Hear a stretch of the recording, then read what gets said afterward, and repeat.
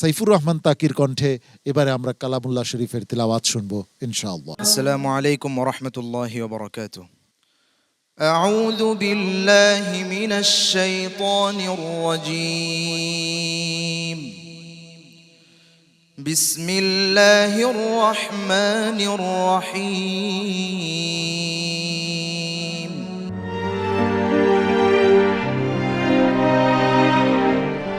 জনপ্রিয় Islamic reality show PHP কোরআনের আলোর চ্যাম্পিয়ন হাফেজ সাইফুর রহমান ত্বকী আর নেই। মঙ্গলবার সকালে ইন্তেকাল করেন তিনি। ইন্না লিল্লাহি ওয়া ইন্না ইলাইহি রাজিউন।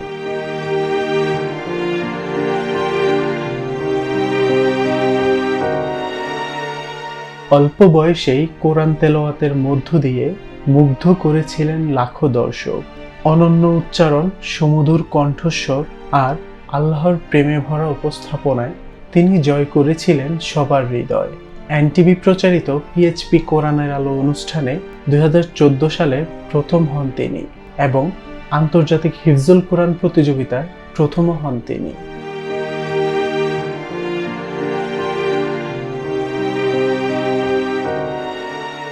পরিবারের সূত্রে জানা গিয়েছে তিনি ডেঙ্গু জ্বরে আক্রান্ত হয়ে হসপিটালে ভর্তি হন।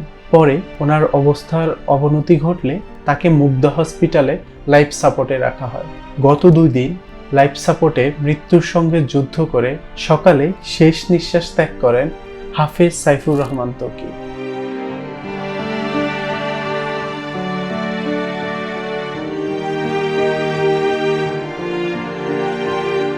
হাফেজ সাইফুর রহমান ত্বকীর মৃত্যুতে শোকের ছায়া নেমে এসেছে ইসলামিক অঙ্গন জুড়ে। সামাজিক যোগাযোগ মাধ্যমে ভক্তরা স্মরণ করেছেন তার তেলাওয়াত ও বিনয়ী স্বভাবকে।